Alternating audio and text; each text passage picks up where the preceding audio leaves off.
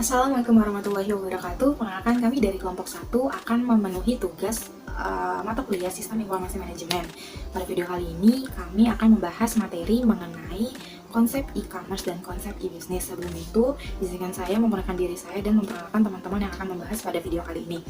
Nama saya adalah Marcella. Yang akan membahas selanjutnya ada Dewi Gandasari, ada Mirna Kurniasi, ada Nurlisa Aryani, dan yang terakhir ada Winda Triza Ananda. Kita akan membahas definisi e-business dan definisi e-commerce. Yang pertama ada definisi e-business. Definisi e-business ini mengacu pada penggunaan teknologi informasi dan komunikasi untuk mendukung semua aspek bisnis. Ini mencakup tidak hanya pembelian dan penjualan barang dan jasa, tetapi juga melayani pelanggan, berkolaborasi dengan mitra bisnis, dan mengelola transaksi elektronik di dalam organisasi. Yang kedua ini ada definisi e-commerce. Definisi e-commerce ini, e-commerce adalah subset dari e-business yang berfokus pada transaksi komersial yang dilakukan secara elektronik melalui internet. Ini melibatkan pembelian, penjualan, transfer atau pertukaran produk, layanan atau informasi melalui jaringan komputer terutama internet. Selanjutnya ada perbedaan e-business dan e-commerce. Perbedaan ini bisa dilihat dari segi cakupannya. E-business ini cakupannya lebih luas, mencakup semua aspek bisnis online, sementara e-commerce ini lebih spesifik pada transaksi komersial.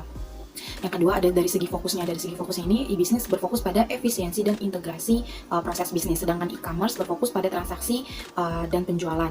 Yang ketiga dari segi interaksi. Kalau misalkan e-business ini melibatkan interaksi dengan karyawan, terus pemasok dan mitra bisnis, sementara e-commerce ini terutama melibatkan interaksi dengan pelanggan. Sekian materi selanjutnya akan dibahas oleh Dewi Gandasari. Saya akan melanjutkan materi selanjutnya, yaitu tentang model-model e-commerce. Yang pertama itu ada B2C, Business to Customer. Model ini melibatkan penjualan produk atau layanan secara langsung kepada konsumen akhir. Contohnya yaitu toko online seperti Amazon, Lazada, dan Tokopedia yang menjual barang kepada konsumen. Ini adalah model e-commerce yang paling umum. Yang kedua yaitu B2B, Business to Business. Dalam model ini, transaksi terjadi antara dua organisasi bisnis. Contohnya yaitu perusahaan manufaktur yang menjual produknya kepada distributor atau pengecer melalui sistem online. Jenis yang ketiga yaitu C2C, Customer to Customer. Model ini melibatkan transaksi antara konsumen dengan konsumen lainnya. Konsumen dapat menjual produk atau layanan kepada konsumen lain melalui platform online seperti OLX atau marketplace di media sosial. Keempat itu ada C2B, Customer to Business. Dalam model ini, individu menawarkan produk atau layanan kepada perusahaan. Contohnya platform seperti Shutterstock, di mana fotografer individu dapat menjual hasil karya mereka kepada perusahaan yang membutuhkan gambar. Yang kelima ini ada B2G, Business to Government. Model ini mencakup transaksi antara organisasi bisnis dan lembaga pemerintah.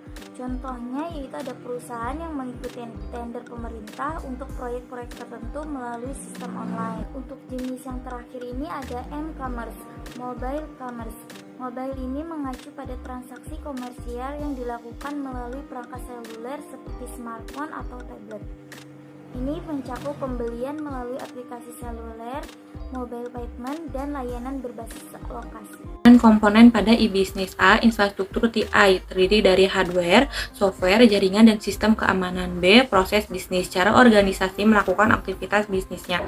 C. Aplikasi e-business, terdiri dari CRM, ERP, SCM, dan sistem informasi lainnya. D. Sumber daya manusia, karyawan dengan keterampilan dan pengetahuan yang diperlukan. Jenis-jenis pada e-business. 1. E-commerce, jenis e-business yang paling umum di mana terjadi transaksi jual beli produk atau layanan melalui internet. Contohnya seperti Amazon, Lazada, dan lain-lain. 2. Supply chain collaboration. Jenis ini melibatkan kolaborasi dan koordinasi antara perusahaan dengan mitra bisnis seperti pemasok, distributor, dan vendor melalui sistem online untuk mengoptimalkan rantai pasokan. 3. E-procurement. Penggunaan teknologi internet untuk memfasilitasi proses pengadaan barang atau jasa dari pemasok ke perusahaan. 4. Internet marketing. Mencangkup penggunaan internet dan teknologi digital untuk mempromosikan produk atau layanan dan meningkatkan penjualan. Contohnya seperti pemasaran, email, dan media sosial. 5.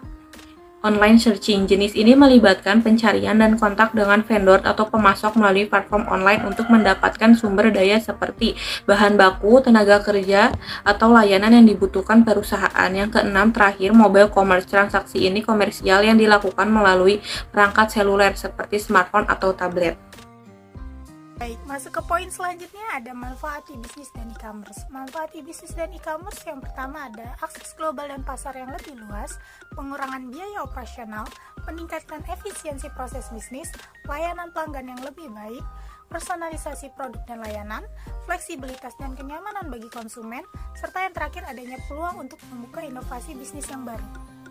Baik, masuk ke poin selanjutnya ialah tantangan dalam e-bisnis dan juga e-commerce. Tantangan dalam e-bisnis dan e-commerce sendiri adanya keamanan dan privasi data, ketergantungan pada teknologi, ada persaingan yang semakin ketat, ada perubahan perilaku dari konsumen, ada masalah hukum dan regulasi, ada integritas dengan sistem legasi, dan yang terakhir adanya kebutuhan akan investasi teknologi yang semakin berkelanjutan. Lalu, masuk ke poin selanjutnya ada strategi implementasi bisnis.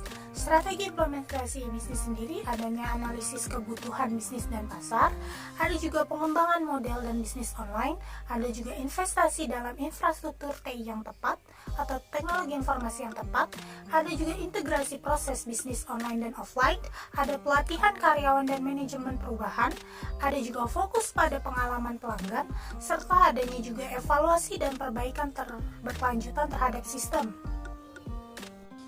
Poin ke-9 ada tren masa depan e-bisnis dan e-commerce. Yang pertama, AI dan machine learning untuk personalisasi. Yang kedua, augmented dan virtual reality dalam pengalaman berbelanja. Ketiga, Internet of Things untuk integrasi yang lebih baik. Keempat, blockchain untuk keamanan dan transparansi. Kelima, voice commerce dan asisten virtual. Keenam, sustainability dan e-commerce ramah lingkungan. Keenam, omnichannel retailing. Poin ke-10, aspek hukum dan etika.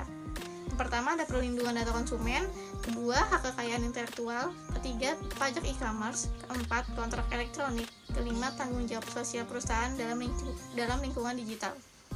Poin ke-11 ada pengukuran kinerja e-bisnis. Yang pertama ada Key Performance Indicator untuk e-bisnis. Yang kedua ada analitik web dan bisnis. Ketiga ada Customer Lifetime Value atau CLV. Keempat, tingkat konversi dan abandonment rate. Kelima, return on investment dari inisiatif e-bisnis. Sekian materi yang bisa kami sampaikan dari kelompok 1. Kurang lebihnya mohon maaf. Wassalamualaikum warahmatullahi wabarakatuh.